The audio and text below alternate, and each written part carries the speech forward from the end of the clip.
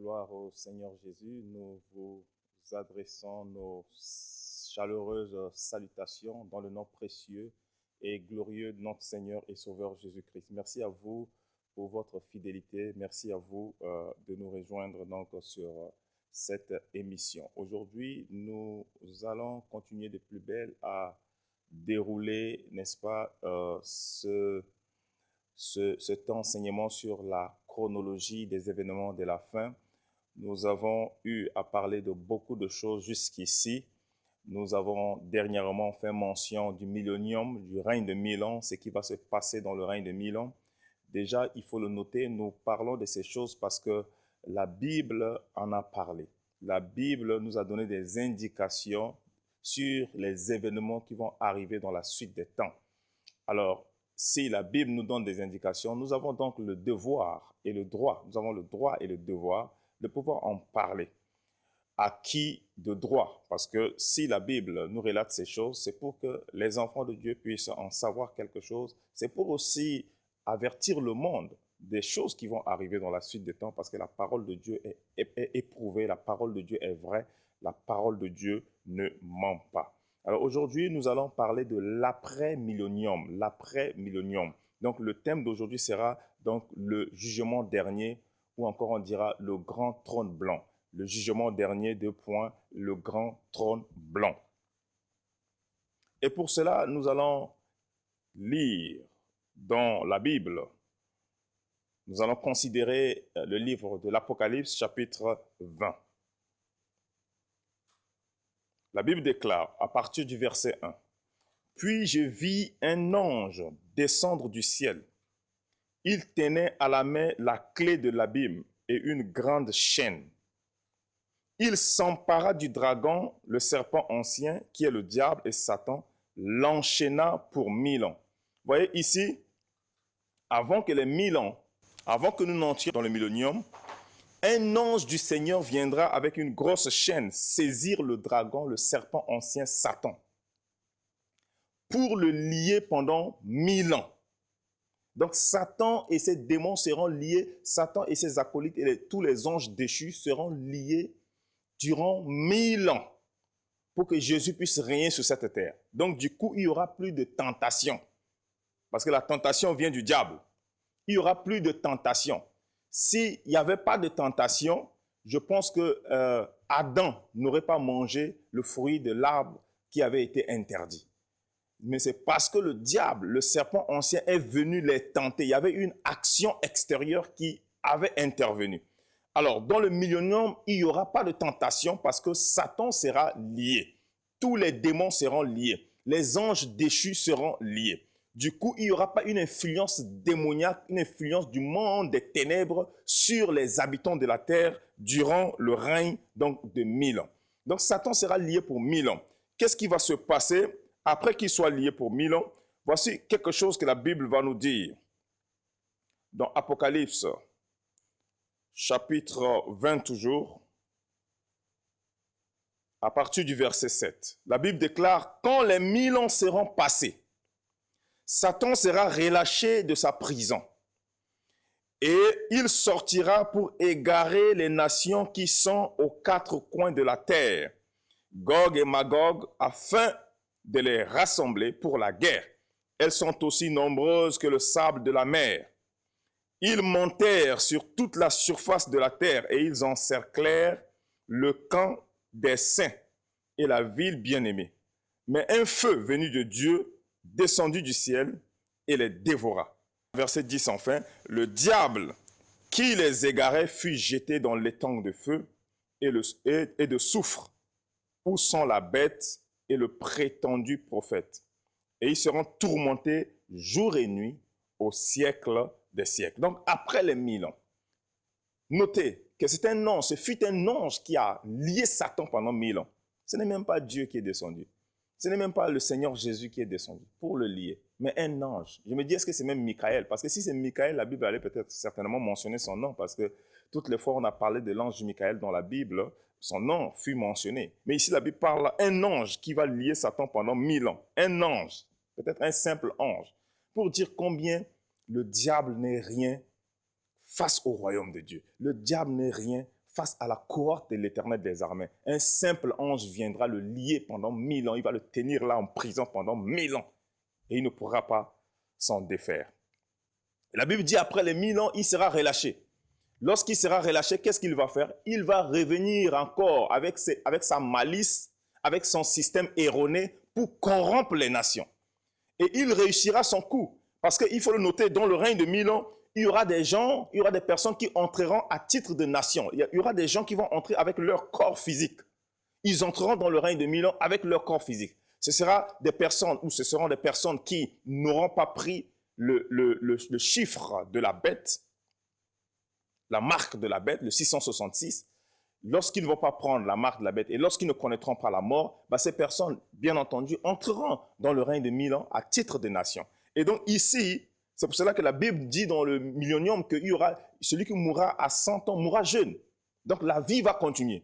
Et les gens vont aussi mourir dans le règne de 1000 ans.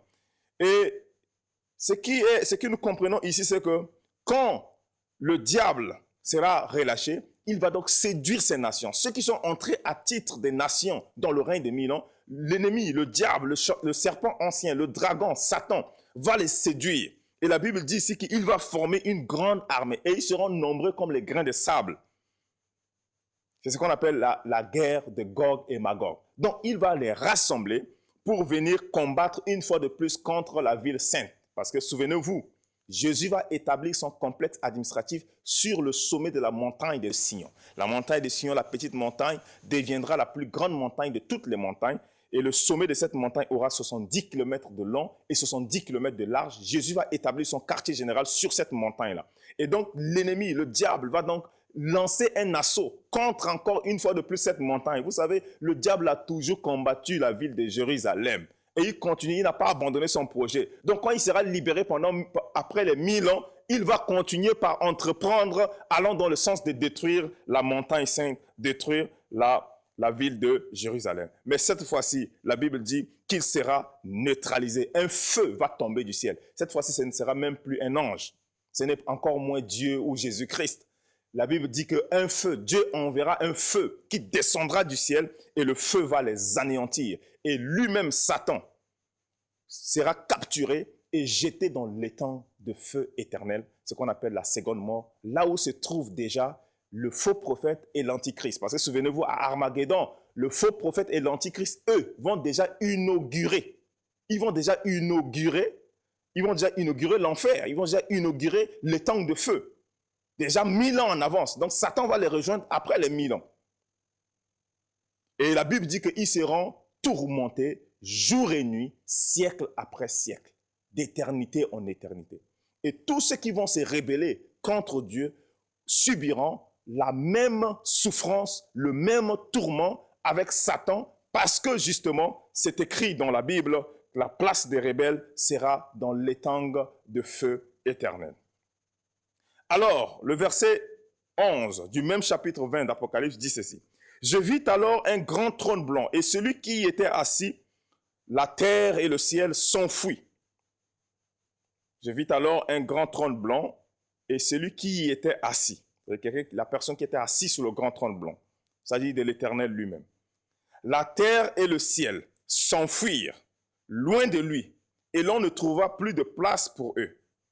Donc, la terre va s'enfuir, le ciel va s'enfuir, ce sera un grand vide. Je ne sais pas comment appeler ça, si c'est le néant, Dieu seul sait, mais le trône, le grand trône blanc sera là, ce sera le trône du jugement. Ici, c'est le trône du jugement. Dans le tribunal de Christ, il s'agit d'un tribunal de récompense, mais ce tribunal sera un tribunal de condamnation. C'est pour cela que Jésus dit que celui qui croit en son nom, celui-là ne passera plus en jugement. Mais ceux qui ne croiront pas, les rebelles, vont passer devant le grand trône blanc. Donc Dieu va les juger. La Bible dit au verset 12, « Je vis les morts, les grands et les petits debout devant le trône. Des livres furent ouverts. Un autre livre fut aussi ouvert, le livre de vie. Les morts furent jugés conformément à leurs œuvres, d'après ce qui était écrit dans ces livres. La mer rendit les morts qu'elle contenait. La mort et le séjour des morts rendirent aussi leurs morts, et chacun fut jugé conformément à sa manière d'agir. Verset 14. Puis la mort et le séjour des morts furent jetés dans l'étang de feu. L'étang de feu, c'est la seconde mort. Tous ceux qui ne furent pas trouvés, inscrits dans le livre de vie, furent jetés dans l'étang de feu. Donc, chaque personne, la mort, le séjour de mort, va ramener à la vie les morts qui étaient en son sein. La mer va ramener à la vie les morts qui étaient en son sein. Alors, qu'est-ce qui va se passer? Ils vont tous se retrouver devant le grand trône blanc ou le trône de jugement du grand Dieu, le Dieu tout-puissant, le Dieu insondable, le Dieu qu'on appelle le feu dévorant, et ils vont rendre compte de leur vie. Ils seront tous coupables. Vous savez, chacun reconnaîtra qu'il est coupable, parce que Dieu est juste dans ses jugements. Donc, quand ils vont passer là, c'est pour simplement être jetés dans l'étang de feu éternel. Donc, leur nom ne sera pas trouvé dans le livre de vie. Par conséquent, ils seront jetés dans l'étang de feu éternel. Et après, qu'est-ce qui va se passer? La mort et le séjour de mort seront aussi à leur tour jetés dans l'étang de feu. C'est eux qui vont clôturer, donc toutes les personnes vont clôturer, toutes les personnes qui n'ont pas accepté le Seigneur Jésus, qui se sont rébellés contre le Seigneur Jésus, Satan et ses anges déchus. Donc les derniers esprits qui vont rejoindre l'étang de feu sera donc la mort et le séjour de mort. Donc la mort, c'est un esprit. Le séjour de mort aussi, c'est un esprit. Donc il faut le noter. C'est pour ça que Jésus dit, il a les clés de la mort et le séjour de mort. Il a les clés de la mort et le séjour de mort. Donc tous ceux qui vont se rébeller, qui n'accepteront pas le Seigneur Jésus, vont souffrir à perpétuité avec le diable dans l'étang de feu éternel. Bien-aimés, ce sont des choses réelles qui arrivent. La Bible dit que quand vous entendez sa voix, n'endurcissez pas votre cœur.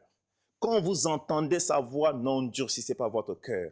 Jésus a dit dans ce même livre d'Apocalypse, il dit, voici, je me tiens à la porte et je frappe. Je me tiens à la porte de ton cœur et je frappe. Celui qui entendra ma voix, qui ouvrira, j'entrerai, je souperai avec lui et lui avec moi. Bien-aimés, c'est le jour du salut de Dieu. Bien-aimés, ne résistons pas à la parole de Dieu. Ne prenons pas à la légère la parole de Dieu, parce que cette même parole que nous entendons aujourd'hui, cette même parole va nous condamner demain. Cette même parole nous condamnera demain. Vous qui avez emprunté le chemin tortueux, revenez à Jésus. Prenez le droit chemin. Marchez dans la vérité. Vous qui ne l'avez jamais reçu comme Seigneur et Sauveur, recevez-le. Recevez-le. Il est mort pour l'humanité tout entière. Il est mort pour les Européens, pour les Africains, les Asiatiques, pour les Latinos, les Américains. Il est mort pour tous les êtres humains. Vous avez le droit de le savoir, parce que ce qui arrive, c'est quoi? Le diable sait qu'il sera condamné, qu'il est condamné même d'ailleurs déjà, mais qu'il sera jeté dans l'étang de feu éternel. Le diable le sait et il ne veut pas aller seul. Il veut aller avec plusieurs êtres humains, il veut aller avec plusieurs enfants, plusieurs personnes qui n'ont pas reçu le Seigneur Jésus. Il veut les amener à cet endroit odieux. Bien-aimés dans le Seigneur, que cela ne soit pas votre portion. Redressez votre chemin. Que votre manière de vivre change. Donnez gloire à Dieu pour ne pas se retrouver à cet endroit odieux pour l'éternité. Merci à vous de nous avoir accordé de votre attention. Soyez bénis et à très bientôt pour un prochain numéro. Shalom.